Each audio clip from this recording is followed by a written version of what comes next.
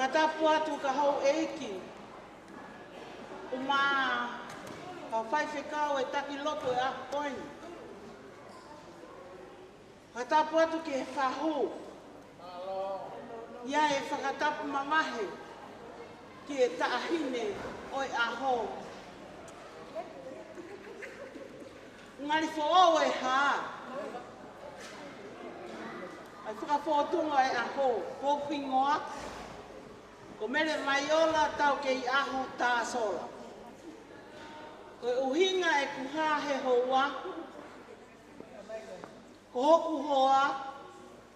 Ko e lahe whae. Ai matapure koe. Ua mahe. Tolo whalorine. Sisi tā pea so siwa.